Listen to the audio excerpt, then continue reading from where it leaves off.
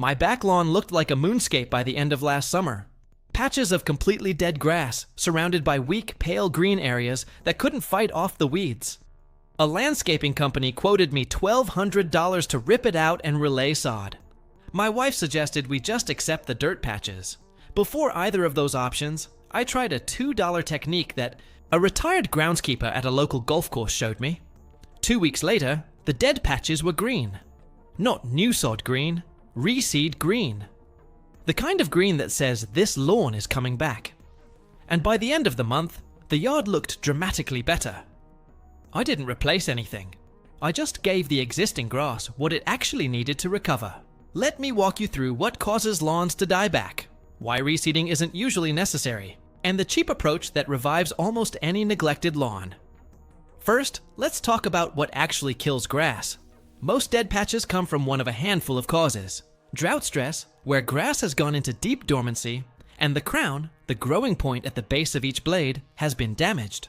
Compacted soil, where foot traffic, heavy equipment, or clay soil has compressed the ground so tightly that roots can't get air, water, or nutrients. Thatch buildup, where dead grass material has accumulated between the living grass and the soil, preventing water and nutrients from reaching the roots. Fungal disease, which kills grass in distinctive patterns. Or pet urine, which kills in small circular patches where the concentrated nitrogen burns the roots. In most cases, what looks like dead grass is actually severely stressed grass whose crown is still alive. The blades are brown, but the base is waiting for better conditions. Give it those conditions, and it comes back. You don't need to replant. You just need to remove the obstacles. The conventional solution the landscaping industry pushes is to remove the dead grass and lay fresh sod or reseed. Sod runs about 50 cents to $1 per square foot installed, or $300 to $1,000 for a typical problem area. Reseeding is cheaper, maybe $20 to $50 in seed and supplies, plus weeks of careful watering. The cheap approach that works in most cases is a combination of aeration, overseeding the worst spots, fertilizing lightly, and proper watering. Total materials cost, often under $20. Labor, a couple of hours spread over a weekend. Results, visible in 2 weeks, dramatic in a month. Here's what you need. A manual core aerator, or rental power aerator.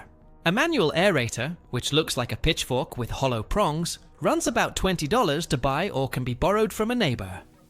A power aerator, which walks across the lawn pulling small cores, rents for $30 to $50 a day at hardware stores. A small bag of grass seed that matches your existing type, about $10. A bag of topsoil or compost, about $3. A small bag of lawn fertilizer, about $10. Or the iron sulfate we talked about in the lawn greening script. A sprinkler and hose setup. A steel-tined rake. Step 1. Diagnose. Walk the lawn. Identify the dead patches. Pull gently on a few blades of brown grass. If they come out easily with no roots attached, that grass is truly dead. If they resist and show intact roots, the grass is stressed but still alive. For truly dead patches, you'll need to overseed. For stressed patches, revival alone may suffice. Step 2. Check soil compaction. Try pushing a screwdriver into the soil in healthy areas versus dead areas. If it goes in easily in healthy spots but resists in dead spots, you have compaction. Aeration is the key. Step 3. Aerate. Cool season grasses like fescue, bluegrass, and ryegrass benefit most from full aeration. Warm season grasses like Bermuda or zoysia prefer late spring. Walk the power aerator back and forth across the entire lawn, or use the manual aerator in problem areas by stepping down firmly and pulling the prongs out. You're pulling small cylindrical plugs of soil out, leaving holes that let air, water, and nutrients reach deeper into the soil. Leave the cores on the surface. They break down on their own within a week or two. Step 4. Thatch rake. If there's a heavy layer of dead grass material on the surface, use a steel-tined rake to pull it up and out. A ½ inch of thatch is fine. Anything more, then that prevents grass roots from accessing what they need. Step 5. Overseed dead spots. For patches where the grass is truly dead, sprinkle grass seed directly onto the bare soil. Use the same type of grass that makes up the rest of your lawn. Scatter lightly. Don't pile seed. Rake gently to mix seed with soil. Step 6. Top dress with compost or topsoil. A thin layer of compost or good topsoil over the reseeded areas helps seeds stay moist and provides gentle nutrition as roots establish. A 1/4 to 1/2 inch of top dressing is enough. Step 7. Fertilize. Apply a light dose of balanced fertilizer over the entire lawn, or specifically over the weak and recovering areas. For an iron-deficient look where the existing grass is pale, iron sulfate, at the recommended rate, greens up the existing grass within days. Don't over-fertilize. More isn't better, and excessive nitrogen can actually harm stressed grass. Step 8. Water properly. This is where most lawn revival efforts succeed or fail. Newly seeded areas need to stay moist, but not soggy. Light daily watering for the first 2 weeks, just enough to keep the seed moist. As seedlings establish, reduce to less frequent but deeper watering, which drives roots down.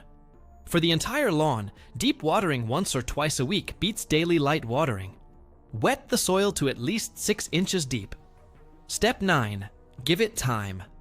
New grass germinates in 1 to 3 weeks depending on type and temperature. Full establishment takes 4 to 6 weeks. During this time, avoid heavy foot traffic. Keep mowing at the taller height to let new grass mature. Step 10. Adjust habits for long-term health. Mow higher. Most lawns are cut too short. Set the mower to at least 3 inches. Leave clippings on the lawn to decompose and return nutrients. Water deeply, not often. Apply iron sulfate twice yearly for sustained green color. These habits prevent future dead patches by keeping grass healthy and resilient. A few honest notes. For lawns with severe fungal issues, revival requires addressing the fungus. Spot treatment with a targeted fungicide may be needed. For recurring issues, improving air circulation, reducing watering frequency, and mowing at the correct height all help. For lawns damaged by pet urine, the grass will come back, but you'll want to water the affected spot deeply right after urination when possible. For chronic spots, move the pet to a different part of the yard or designate a pet-specific area. For lawns growing on heavily shaded areas, no amount of revival will thrive. Some grass types, like fescue, tolerate shade better than others. For truly shady areas, consider shade-tolerant ground covers instead of grass. For truly massive dead areas that are mostly bare dirt, reseeding alone may not be enough. You may need to prep the soil more thoroughly, consider sod. For instant coverage, or hire a professional for a specific project. But for most normal lawn decline, the revival approach works. The economic comparison: $20 for a basic revival kit versus $1,200 for sod installation. Over years, a well-maintained revived lawn looks just as good as freshly sodded grass, without the cost. One more related tip.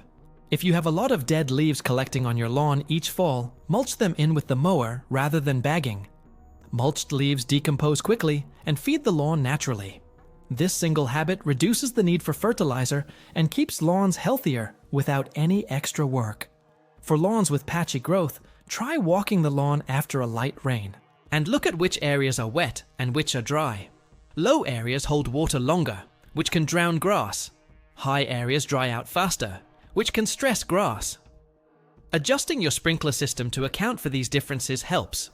One more. If you're in an area with hard clay soil, applying gypsum at the rate on the bag helps loosen soil over time. Gypsum costs about $10 a bag and treats a large yard. It's not a one-time fix, but applied annually, it gradually improves clay soil structure. The lawn revival approach works for most homes because most lawns aren't actually dying. They're just underserved. Give them what they need, and they come back. Aeration is the single most high-leverage activity. A thatch rake and proper watering follow close behind. If your yard is looking tired this season, try the revival approach before paying for replacement. Aerate in the appropriate season, overseed the worst spots, fertilize lightly, water deeply, wait 4 weeks. What looked like a dead lawn is almost certainly just an exhausted one. And for $20, you can wake it back up. In 2 weeks, you'll start seeing improvement. In a month, you won't believe it's the same yard.